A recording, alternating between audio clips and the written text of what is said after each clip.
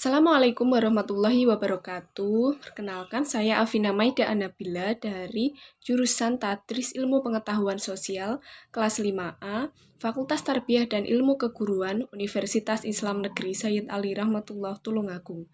Pada kesempatan ini, saya akan mempersembahkan sebuah video pembelajaran yang bertema sejarah.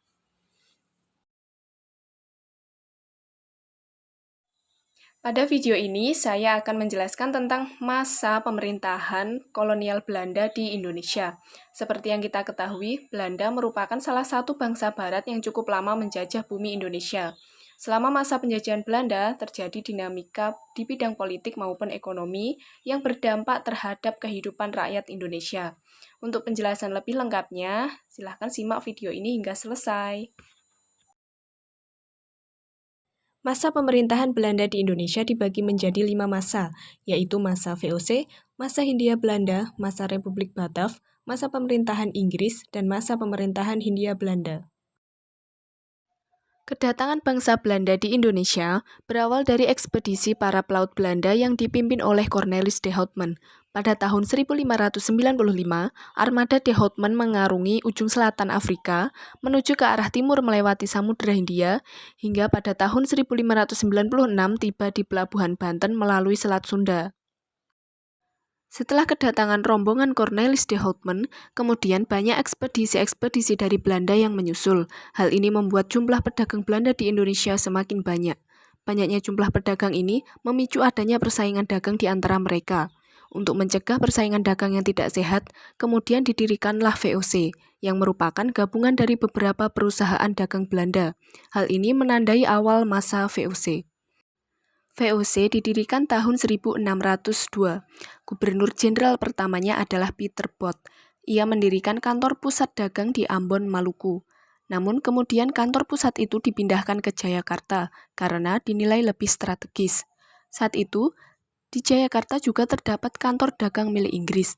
Akhirnya, pada masa Gubernur Jenderal Jan Pieter Zoon Koen, Kerajaan Banten, penguasa Jayakarta, dibujuk untuk mencabut izin kantor dagang Inggris tersebut, sehingga hanya VOC lah yang paling berkuasa. Kedudukan VOC pun semakin kuat. VOC mengubah nama Jayakarta menjadi Batavia. Kemudian mendirikan benteng, pusat kantor dagang dan pemerintahan. VOC menerapkan berbagai kebijakan. Kebijakan VOC yang sangat merugikan masyarakat Indonesia adalah monopoli perdagangan. VOC memaksa penguasa kerajaan-kerajaan untuk membujuk rakyatnya agar menjual hasil bumi hanya pada VOC, tentunya dengan harga yang sangat rendah. Selain itu, VOC juga melakukan politik adu domba terhadap para penguasa kerajaan sehingga VOC bisa menguasai pemerintahan. Pada akhir abad ke-18, VOC mengalami kebangkrutan. Hal ini diakibatkan korupsi yang dilakukan oleh para pejabat VOC dan manajemen yang kurang baik. Akhirnya VOC pun dibubarkan. Setelah VOC bubar, pemerintahan kolonialisme diambil alih dan dijalankan langsung oleh pemerintah Belanda. Mulai periode ini, Belanda secara resmi menjalankan pemerintahan kolonial dalam arti yang sebenarnya, karena sudah tidak melalui perantara VOC. Republik Batav adalah masa di mana Belanda terpengaruh oleh kekuasaan Prancis. Latar belakang adanya Republik Batav ini adalah ketika wilayah Belanda diserbu oleh pasukan Prancis. Raja Belanda Willem V melarikan diri ke Inggris. Belanda pun dikuasai Prancis sehingga kebijakan Belanda di Indonesia secara tidak langsung juga dipengaruhi oleh Prancis. Kemudian, tahun 1808, Herman Willem Daendels ditunjuk menjadi Gubernur Jenderal di Indonesia. Saat Daendels memerintah, kebijakannya yang sangat terkenal hingga sekarang yaitu pembangunan jalan pos dari Anyer sampai Panarukan. Jalan ini membentang lebih dari 1.000 km di sepanjang Pulau Jawa, mulai dari Cilegon, Banten hingga Panarukan, Jawa Timur. Jalan ini dibangun untuk kepentingan pertahanan dan militer. Jalan tersebut juga menjadi penghubung kota-kota penting di Pulau Jawa.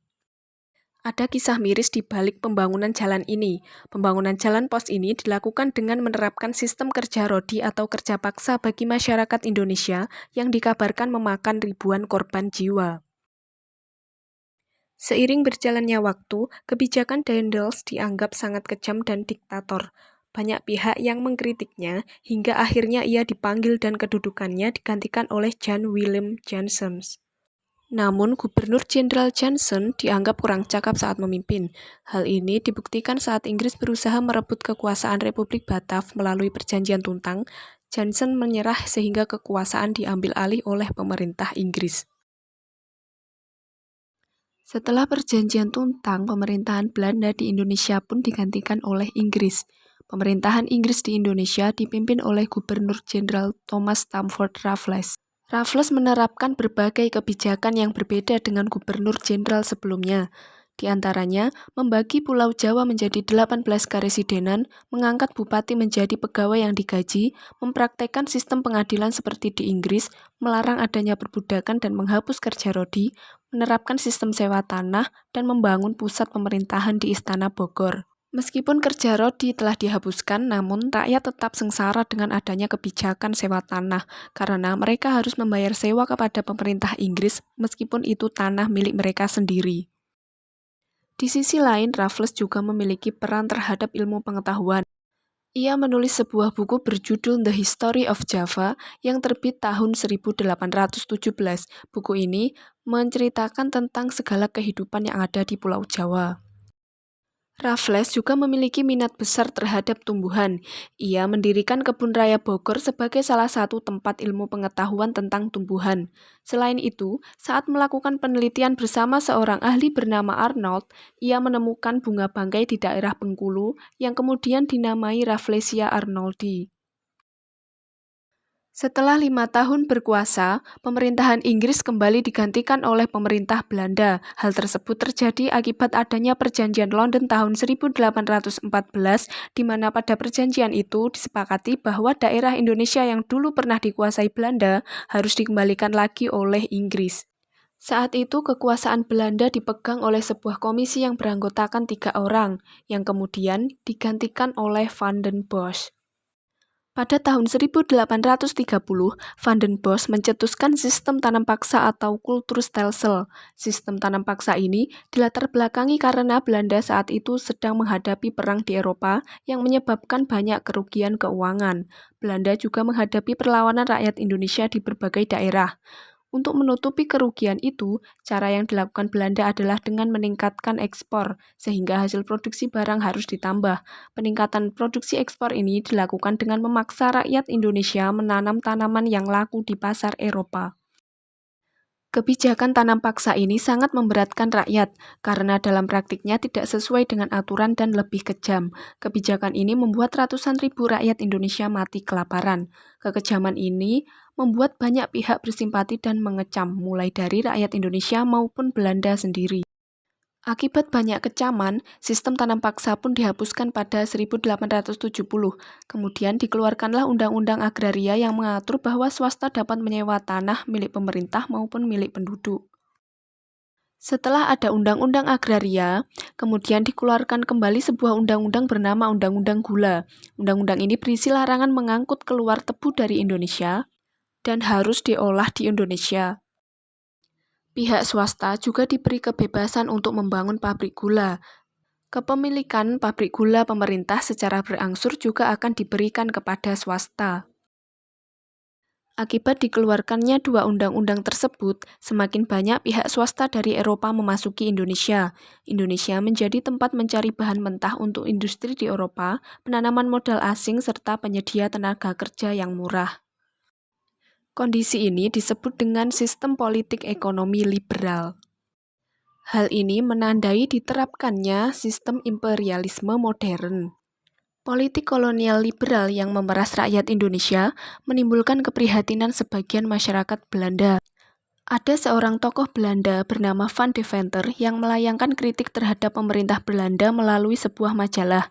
Ia mengusulkan kepada pemerintah Belanda untuk melakukan balas budi terhadap bangsa Indonesia. Balas budi tersebut meliputi edukasi, emigrasi, dan irigasi. Usulan itu pun disetujui oleh Ratu Belanda yang kemudian mengeluarkan kebijakan politik etis pada tahun 1901. Namun kebijakan emigrasi dan irigasi disalahgunakan, hanya kebijakan edukasi yang berhasil membuat maju pendidikan orang-orang Indonesia. Sekian penjelasan materi dari saya. Apabila ada kesalahan saya mohon maaf. Semoga bermanfaat. Wassalamualaikum warahmatullahi wabarakatuh.